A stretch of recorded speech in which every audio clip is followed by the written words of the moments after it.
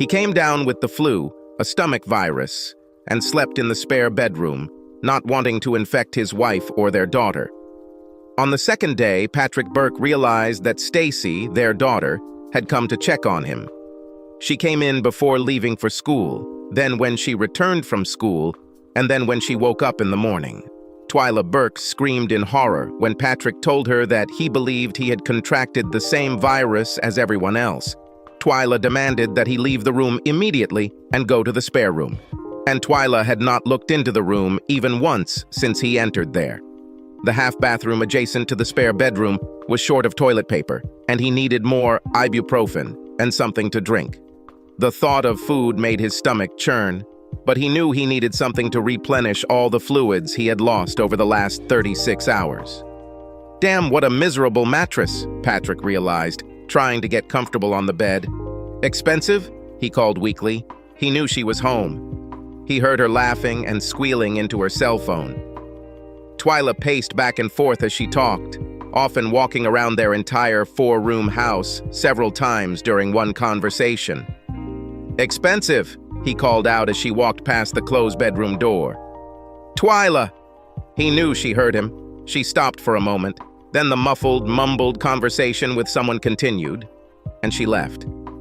Woman, I know you heard me, Patrick muttered. He found his cell phone and sent Twyla a text message. Need toilet paper, ibuprofen, and Gatorade. A few minutes later, he sent a second message. She was no longer talking on the phone. The TV in the living room was on. Honey, I sent you 2 text messages, Patrick said abruptly, staggering into the living room. You can't say you didn't see them. Are you still contagious?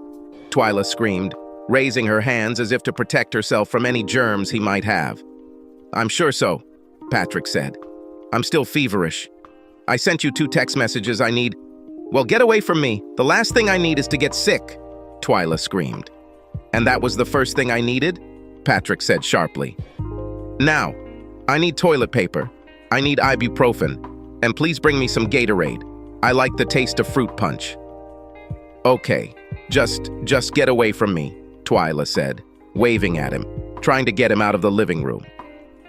3 hours later, Patrick staggered to their master bathroom and grabbed 3 rolls of toilet paper from under the vanity. While he was there, he took 2 ibuprofen with some tap water. He then staggered back to the spare room. Stacy returned home from visiting her best friend. Patrick woke up feeling weak and disoriented when he heard his daughter calling for her mother. Checking his cell phone, Patrick saw that it was already after 5 in the evening. Dad, how are you feeling? Stacy asked quietly as she peered through the door. Terrible, Patrick said, trying to smile.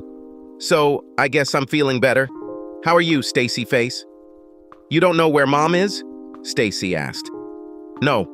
Last time I saw her, it was, saw about 9:30, Patrick said. Oh, Stacy said.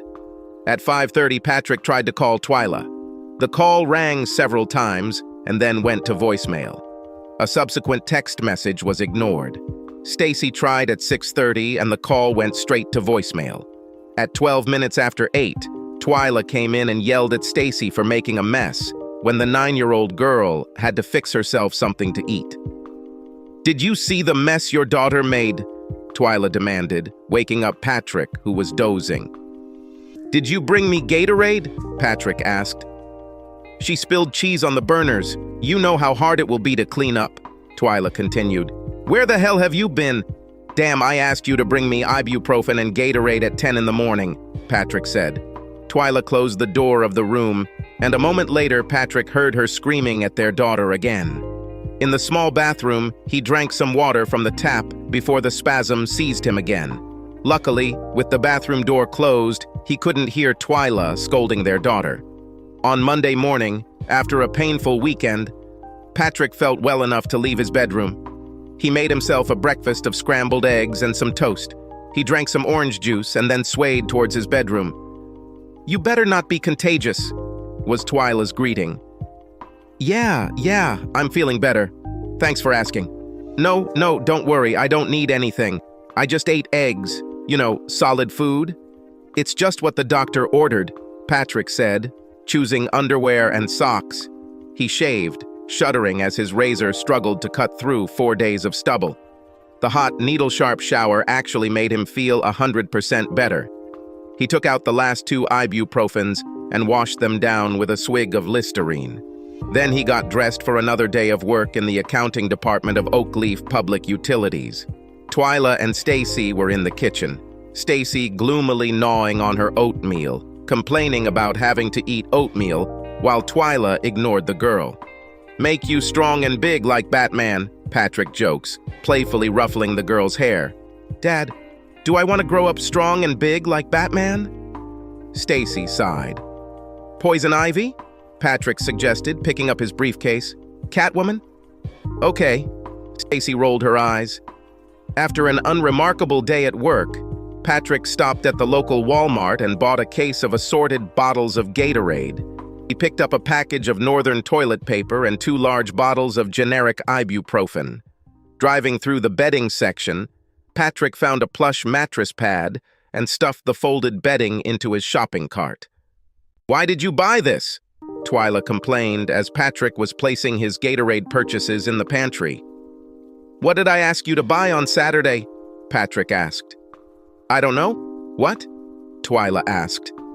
"Try to guess," Patrick said, picking up one of the sports drink bottles. As Stacy approached the dinner table, Patrick showed the girl the 5 single-serve packages of beef macaroni and cheese he had bought for her. Together, they figured out the instructions for using the microwave. Twyla ignored them. Something on her phone caught her attention. "See? So what if Mom is too busy and I'm lying in bed dying of illness?"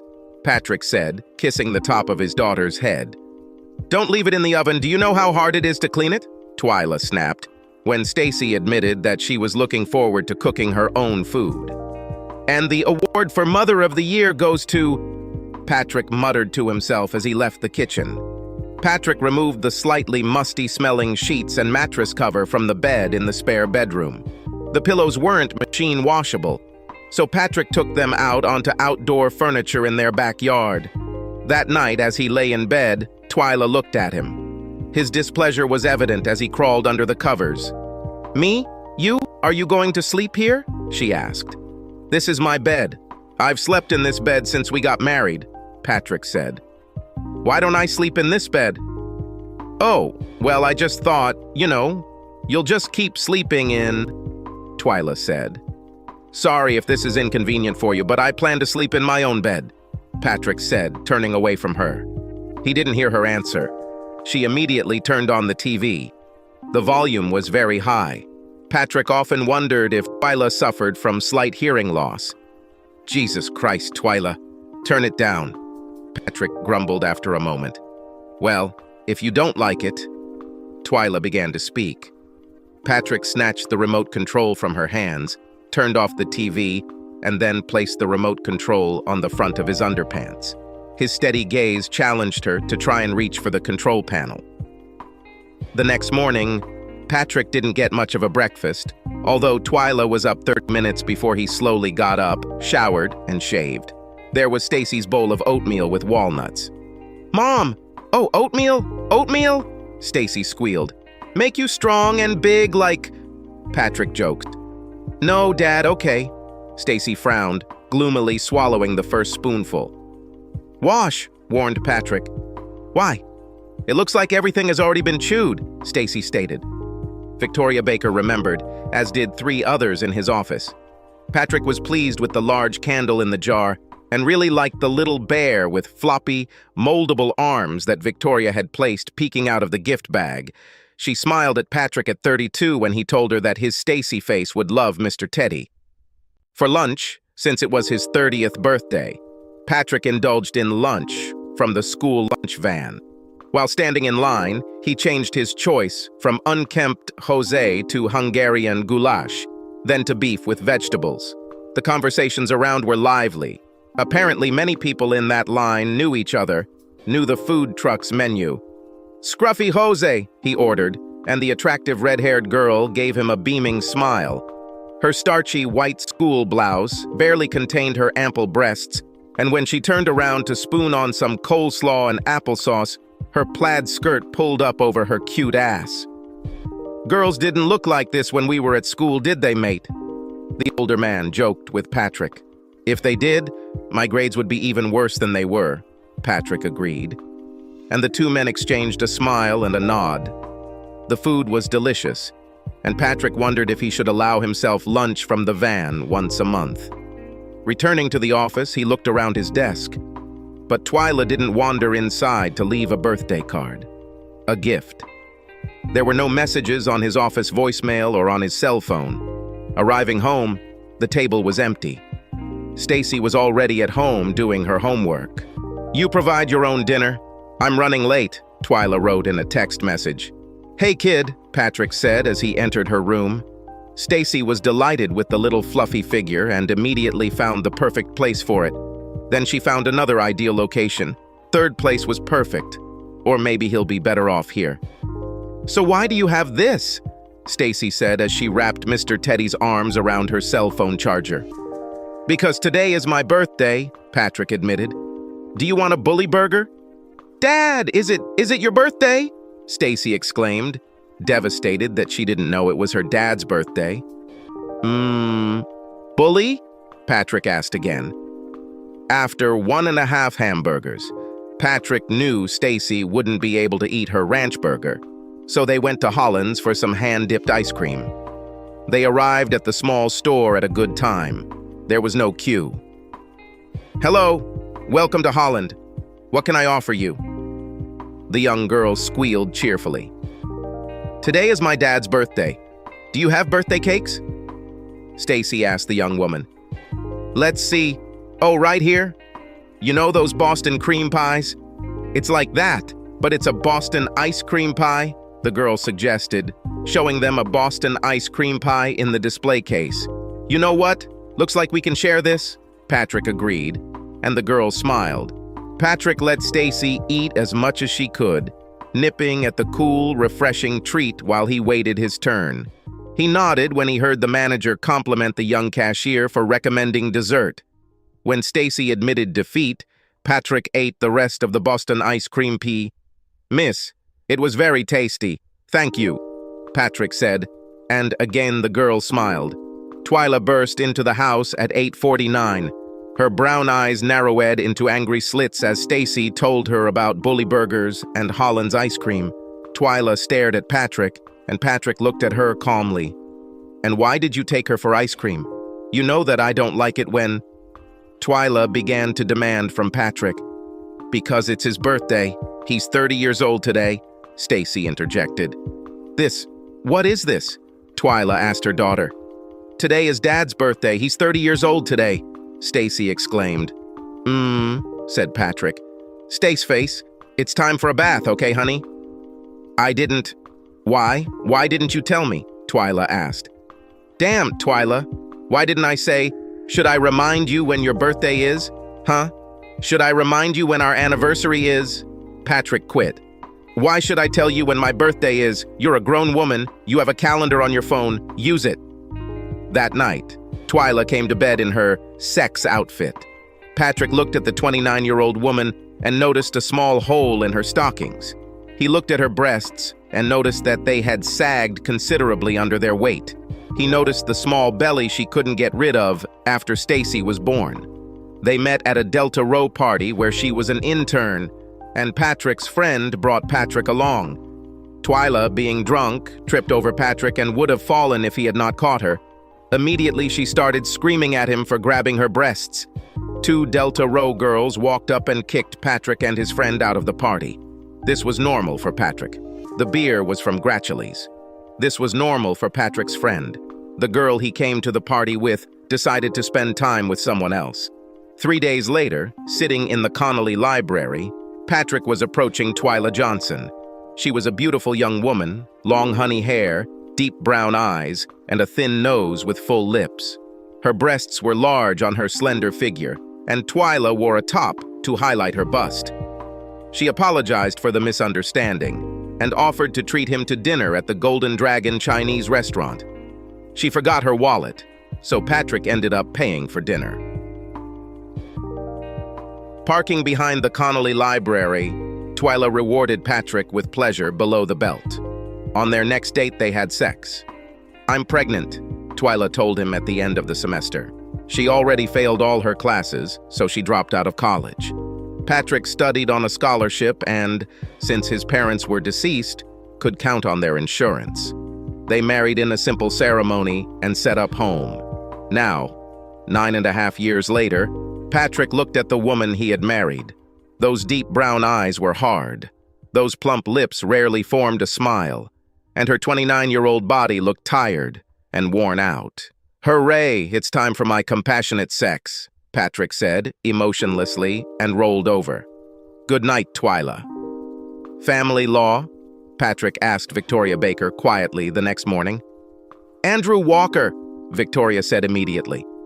"If I was ever going to divorce Natalie, God knows I never would. But if I ever did, I would go to Andrew. What if Andrew couldn't?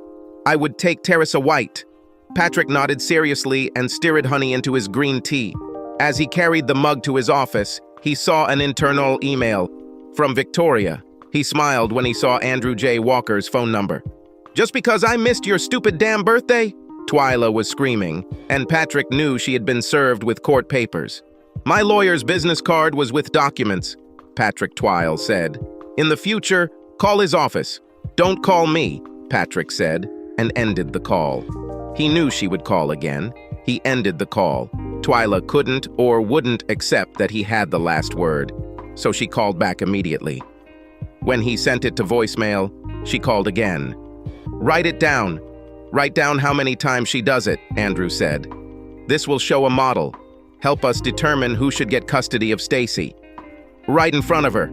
I was right in front of her when I took my suits out of the bedroom," Patrick said, sending Twyla to voicemail again. 43 times, Andrew said, as Patrick tallied the total number of missed calls 10 minutes before he blocked her phone number. Then she called my work number 14 times before I blocked her there," Patrick agreed. "But since you have a 9-year-old daughter, you need to unblock her," Andrew said. "She needs a way to contact you in case something happens to Stacy." Patrick lived at Oxbow Plaza when it was the Claremont Apartments. Then he lived in apartment 311. Yeah, well, walking up and down all those steps wasn't much of a problem back then.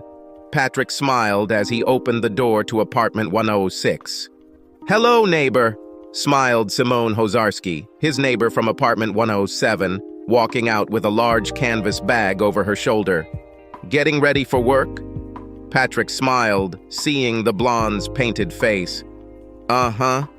Simone smiled with a flirtatious smile. "Come to me, do you hear?" "I wish I could," Patrick admitted, watching her sweetly rounded buttocks jiggle and move away from him. "What?" "You're old enough, right?" she teased before disappearing around the corner. "Uh-huh. Just can't afford that $25 entry fee on top of the $16 beer," Patrick muttered as he walked into his dark, cool apartment. Upton, Stacy's annoying little silky terrier, whined and howled and scratched at the door. Patrick took 3 plastic grocery bags and Upton's leash before opening the door slightly. Upton immediately tried to squeeze through the gap, and Patrick grabbed her and attached the leash to her collar. Upton frantically searched for a suitable patch of grass to urinate on. Finally, when Patrick was ready to just squeeze the piss out of her, she found the right spot and let go. Another 5 minutes of searching and Upton found a place to defecate. Patrick leaned down, reached through the plastic bag, and found the poop. He then held the poop until he turned the bag inside out. Voila! The poop was collected without Patrick's hand ever touching it. "Wow, that's pretty smart," praised the horse-faced, distraught woman from apartment 215, as she and her stupid Chihuahua Marco now searched for the perfect place to do his business. Upton didn't like Marco or Marco's mom. Marco bared his teeth, and Patrick had to hold Upton, otherwise she would have torn the plump creature. "Yes, well, someone is hungry and waiting for their dinner," Patrick said, and left. Twyla didn't like dogs. Twyla didn't like animals at all. That's why Stacy was never allowed to have a puppy. Victoria bought Upton from a breeder. She and Natalie named the beautiful little creature Upton, after the stunningly beautiful Kate Upton. Shortly after they received her, they discovered to their horror that Victoria was severely allergic to animals. Since Oxbow Plaza allowed pets up to 50 pounds, Patrick took charge of the capricious animal. The weekend was the worst. Weekends when he didn't have his Stace face. Patrick and Upton were sitting at home and missing their sweet, cheerful girl. But they managed to cope. They even managed to invite Simone to dinner with cashew chicken and hot and sour soup. Simone fussed a lot with the wobbling, squirming Upton, then complimented Patrick's cooking skills. Upton's reward for being a good girl was a dog treat and a kiss on the head. Patrick's reward was a soft, promising kiss and a hug that pressed Simone's braless breasts against his torso. "Oh, are you taking her for a walk?" Simone asked sweetly as Patrick took the leash. It's almost time for Daddy's bedtime, so Daddy takes Upton out so she can do her business," Patrick agreed. "Oh, let me come with you," begged Simone. Patrick smiled as Simone took his arm. Upton was distracted. She was asking for someone's attention more than looking for a place to urinate. "Go to the toilet," Simone told the animal sternly. "Go to the toilet and then I'll pet you." "Good night," Simone said as Patrick and Upton walked her to the door. Patrick received another soft kiss and Upton received a scratch on the head.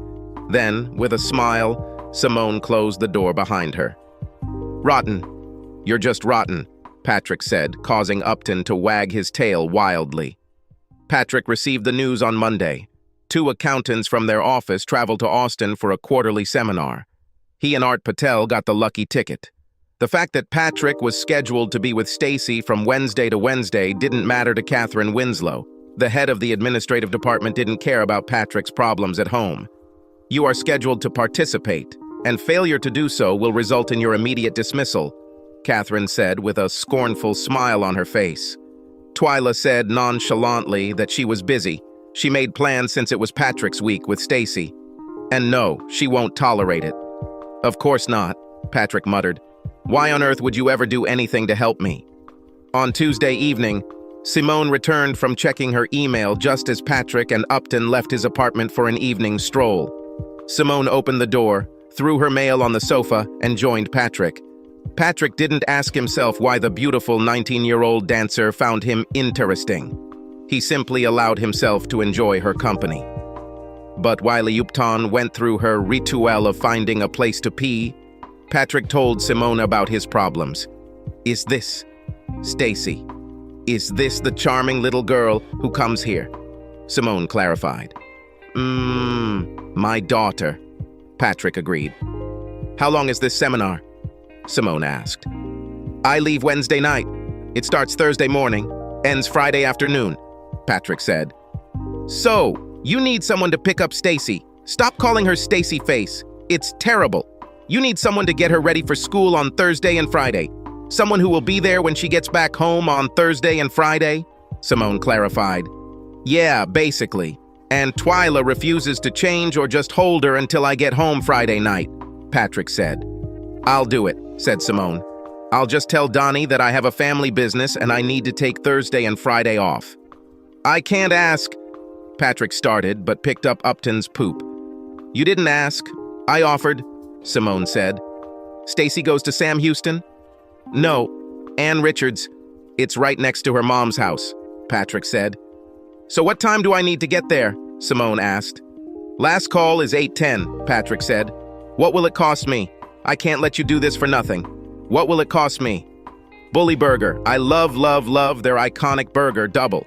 And then we have to grab a giant hot chocolate sundae from Holland's," Simone declared. "Can we take Stacy?" Patrick smiled. She would be outraged if she found out we went to Holland's and she didn't go.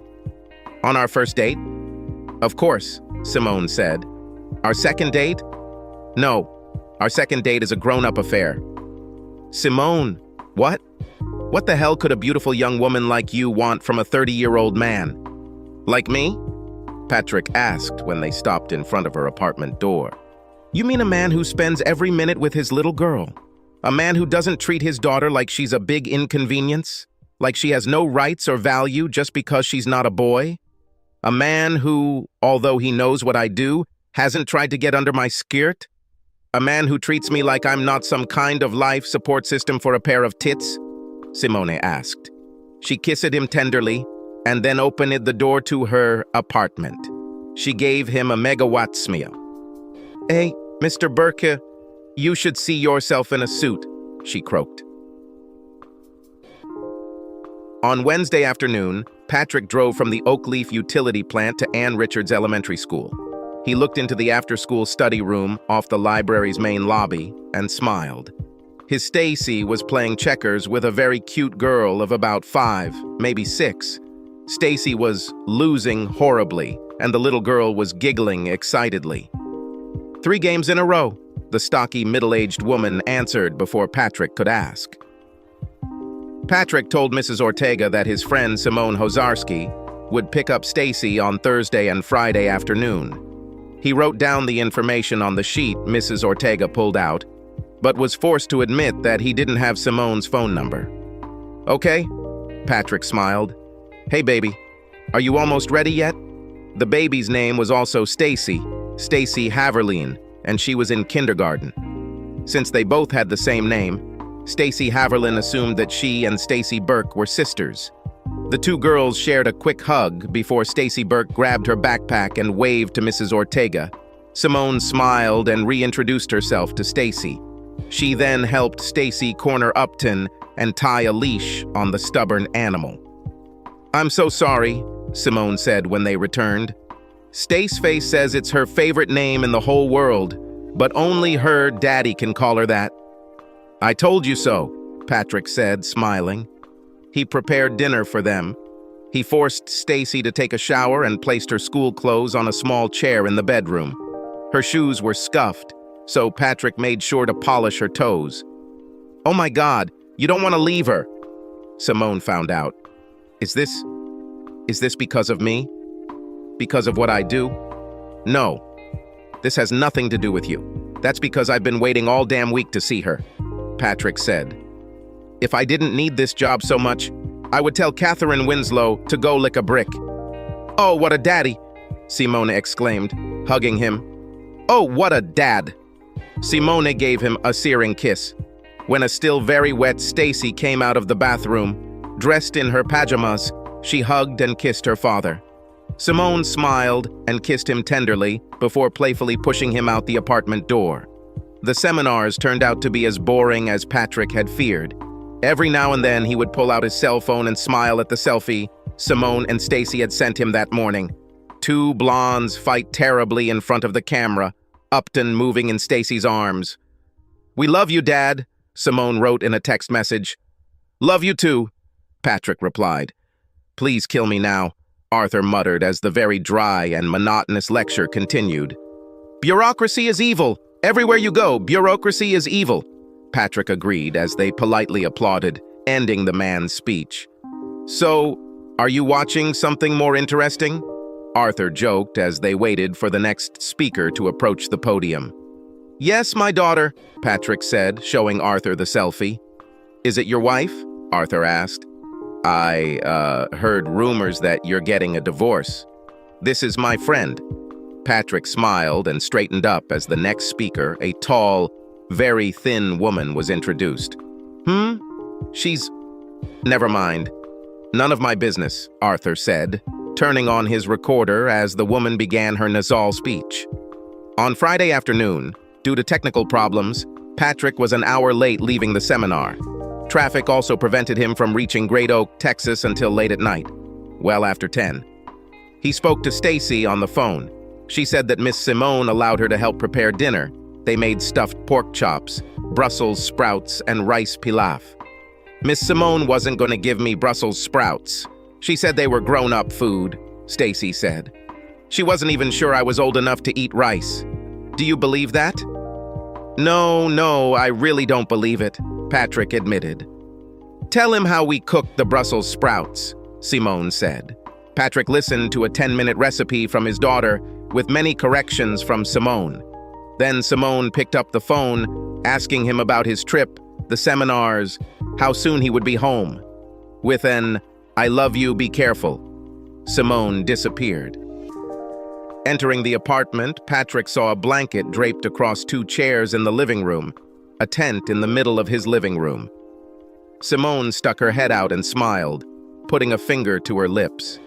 "Our little Indian is sleeping," she whispered, crawling out of the teepee. Pressing her whole body against him, she stood on tiptoes and kissed him. Patrick felt her breasts press against him as they embraced. Then, with another kiss, she climbed back into the teepee. "Good night," he heard her whisper. Usually, when Stacy stayed in the apartment, Patrick slept on the couch, leaving the bed for her. He was tired, the day was exhausting, rather boring, and the journey home was long and difficult. Patrick woke up and saw that the bedroom door was tightly closed. He heard Upton's high-pitched bark and smelled coffee and bacon. He also heard two girls squealing and laughing. 9. "No wonder I feel ready to burst," Patrick said, climbing out of bed. "The backbone is up," Simone announced. "It was about time," Stacy agreed. "Waffles? Why, I don't have a waffle iron," Patrick said as Stacy proudly placed the plate on the table in front of her father. Miss Simone lives right there," Stacy said, pointing toward Simone's apartment. While he ate, Stacy told him how to make the perfect waffles. "You have to use a ladle, isn't that cool?" And they had real bacon, not the turkey her mom insisted on.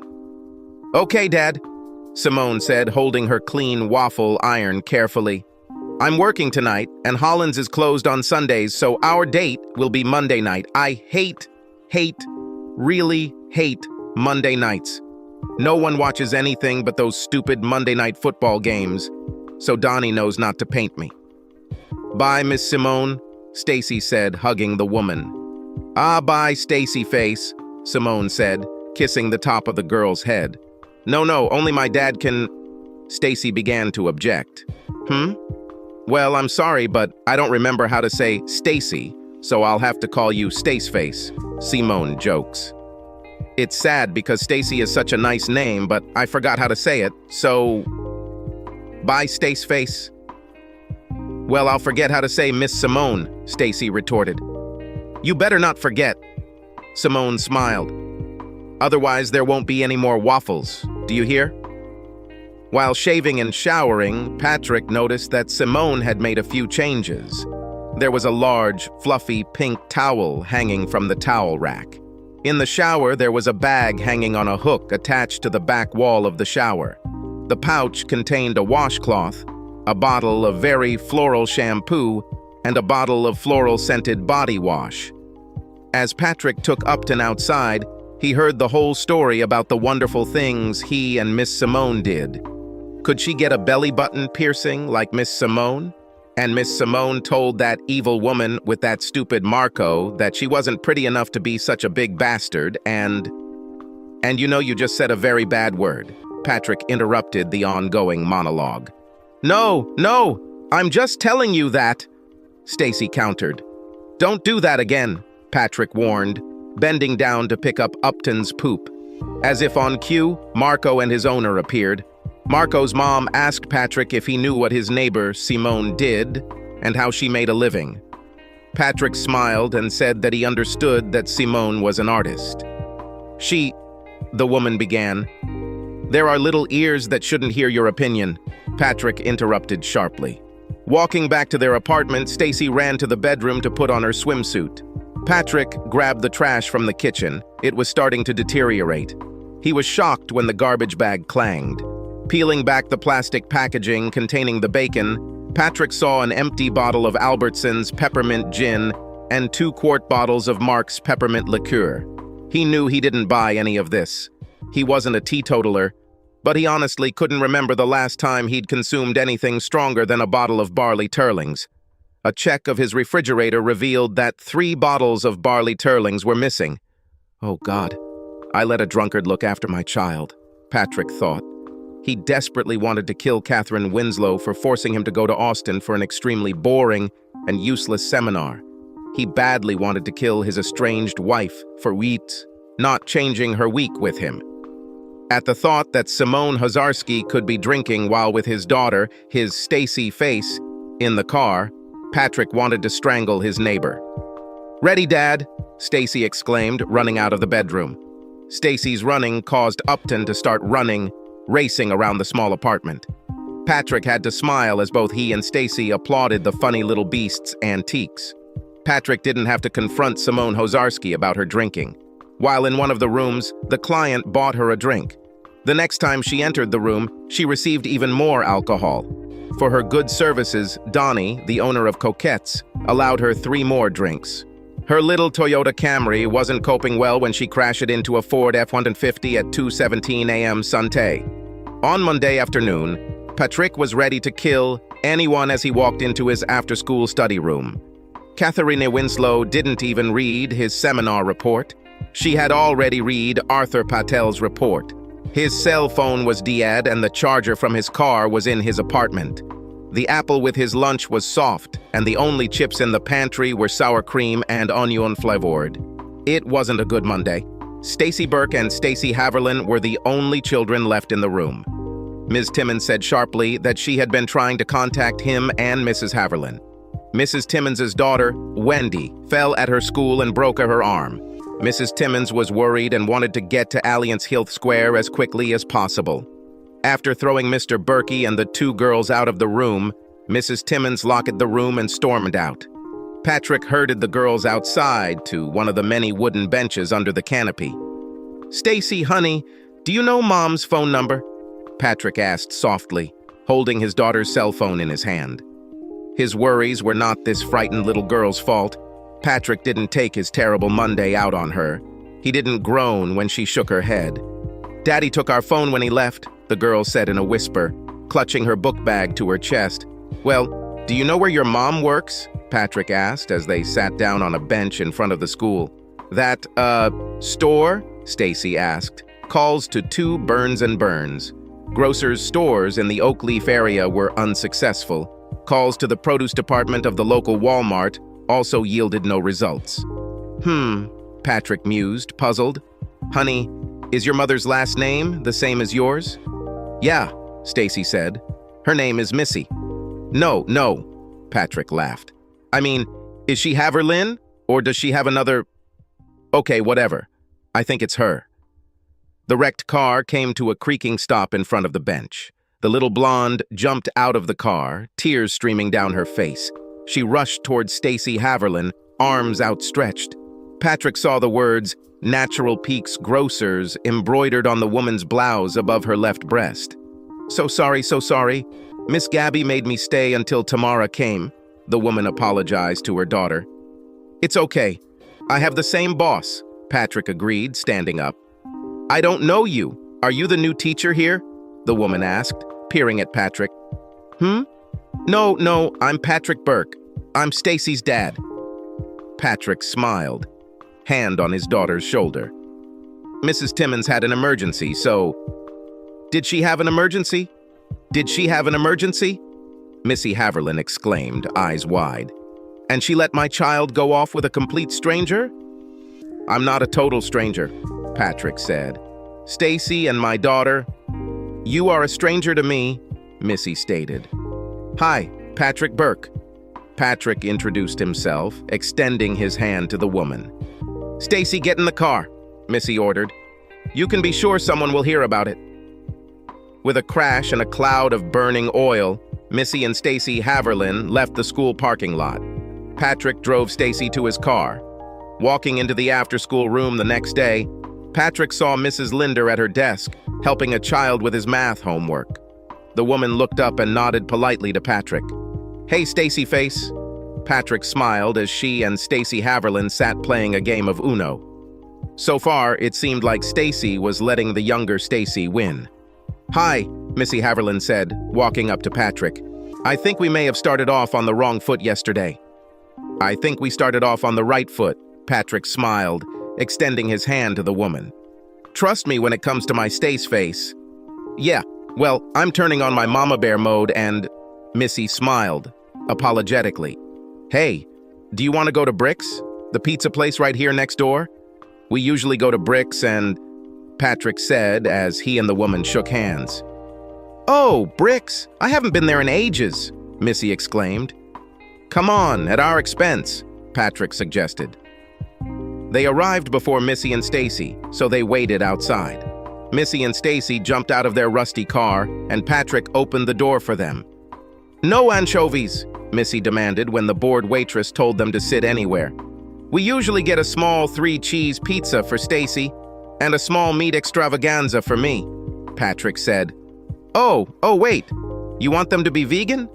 "What? I'm not vegan," Missy replied. "Oh, well, yesterday you had a shirt from that grocery store and—" Patrick began. "Just because I work there doesn't mean I believe it all," Missy admitted. "Hey, a paycheck is a paycheck, right? If it's not true," Patrick agreed. "So, Patrick, where do you work?" Missy asked. The girls got a large 3-cheese pizza. Stacy looked to her mother for permission before ordering Dr. Pepper. The adults decided to order Supreme without anchovies and sweet iced tea. Over pizza, Patrick learned that Missy was 21. She dropped out of school when she discovered she was pregnant. Jimmy Dunn, the baby's father, and Missy never married but lived together until Jimmy decided he was tired of married life. The last time Missy heard from him, he was serving 12 to 20 years in Mumphrey Penitentiary in Louisiana. All this was said in a whisper. Stacy Haverland was unaware of her father's criminal past. "We were too young and too stupid," Missy said in a whisper. Outside, both Missy and Patrick were nervous, trying to think of more things to talk about. Finally, Patrick admitted that he really had to go. There was a needy, annoying animal waiting at their house. Indeed, both girls looked rather tired. The noise level coming from Stacy's room was rapidly decreasing. "Good night," Missy agreed as Patrick gathered his tired Stacy face towards the door. "Good night," Patrick agreed and leaned in for another kiss. "Mind," Stacy exclaimed as she saw the two adults kissing. Patrick smiled as he heard 2 squeals as the trailer door closed. Stacy made fun of her dad a little as he unlocked the car. Stacy was fast asleep by the time they got to the apartment. She became too big to carry, so Patrick sadly woke her up for the walk from the parking lot to the apartment. At the divorce hearing, Twyla admitted that she still planned to move to Norville, Tennessee to work in the Norville office. The decision that Stacy would remain in the house until she reached adulthood did not sit well with Twyla. She wanted to sell the house and divide the proceeds in the ratio of 65 to 35 in her favor. After all, it was Patrick who filed for divorce. Moreover, she wanted full custody of Stacy Margaret Burke with limited visitation rights for Patrick with their daughter. Judge Lisa Webb tapped her gavel, consummating their marriage. The gavel also ended Twyla's long list of claims, all of which were rejected by Judge Webb. "Good luck in your future endeavors," Patrick muttered darkly, looking at his ex-wife's back. He didn't miss the glances exchanged between Twyla and Carl Holder, her immediate superior. The relationship between Patrick and his supervisor, Victoria Baker, was not as close as that of Twyla and Carl. Victoria Baker, his immediate superior, was not in court with Patrick. Catherine Winslow, their department head, did not sit next to him as they stood before Judge Lisa Webb. 2 days later, the first sign that something was seriously wrong was a phone call that his house was on fire.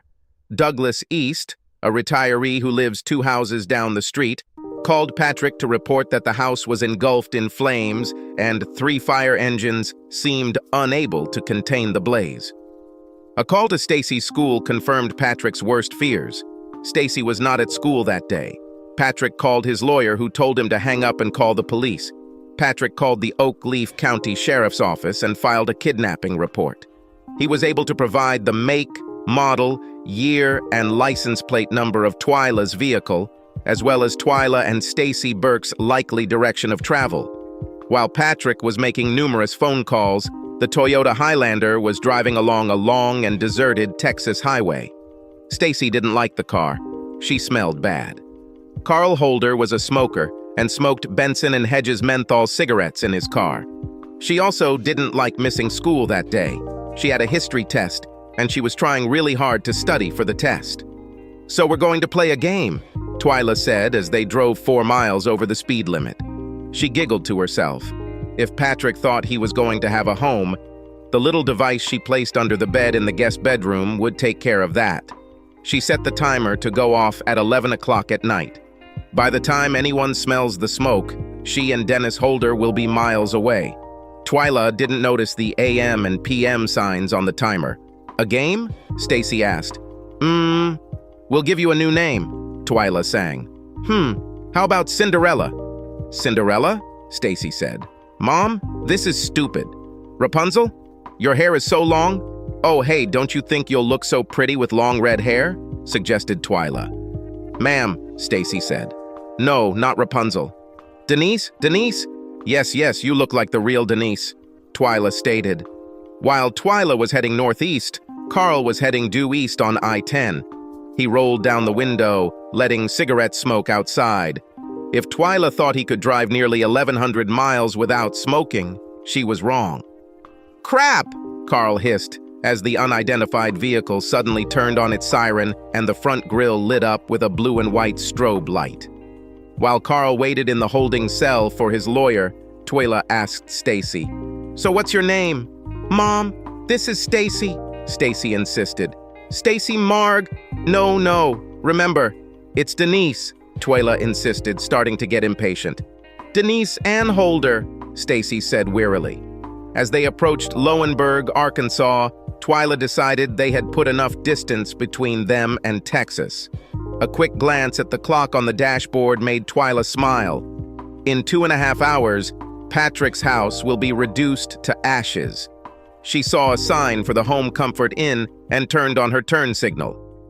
"Now remember, your name is Denise. Denise Holder," Twyla reminded Stacy, waking the girl from her uncomfortable sleep. "Yes, madam?"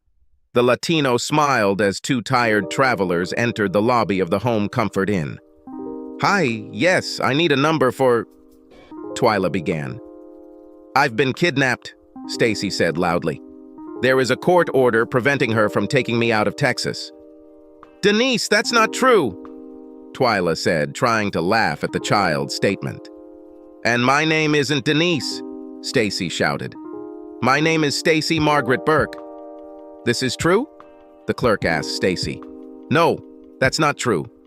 "Okay, we're leaving," Twyla snapped, squeezing Stacy's upper arm tightly. My wife and some guy. They took my son," the Latino hissed, pointing a .38 at Twyla. 10 years I have not seen my only son."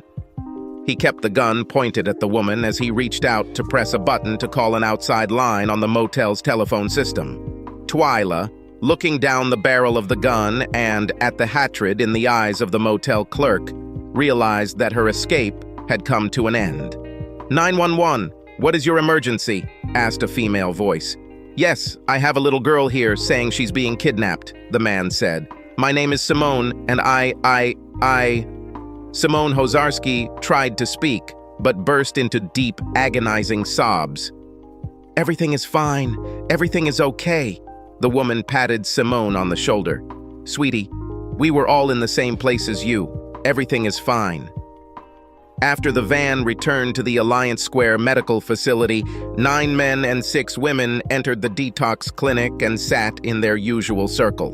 "So, Simone, why do you think it was so difficult for you to admit that you were an alcoholic?" asked Terry Perry.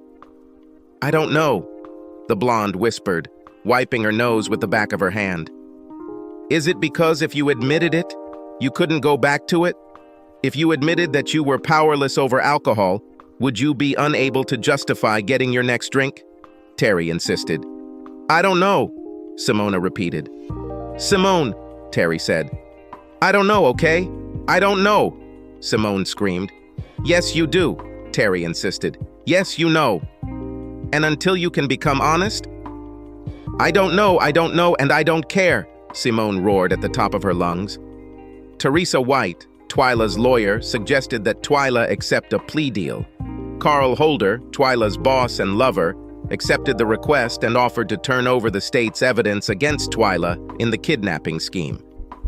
And another question about arson, Teresa reminded Twyla. However, Twyla insisted on a jury trial. Twyla knew she could convince any mother in the jury that she had the right to take her own daughter with her. And any man on the jury, Twyla was sure they would be just putty in her hands. A playful smile, a slight ruffle of her long blonde hair. They will fight among themselves to justify it. Told you, Teresa said without sympathy in her voice when Twyla was found guilty on all 12 counts. We should have taken the plea, Teresa said when Twyla was sentenced to a minimum of 20 years at the USA Women's Prison in Waukila, Texas. Mississippi! Stacy J screamed as her mother walked into the after-school room. Hi, Mississippi! Stacy Face smiled, already picking up their checkers. Oh, I'm gonna kill that man, Missy giggled. He's in wheel 2 double. Good afternoon, Mrs. Burke. Mrs. Ortega smiled, turning her attention away from the boy who was struggling with his reading exercise. Hearing the greeting, Missy smiled widely. Mrs. Ortega smiled and then turned her attention back to the student. After waving to Mrs. Ortega, the 3 blondes left the room. Stacy J held her mother's hand as Stacy Face walked on the other side of Missy.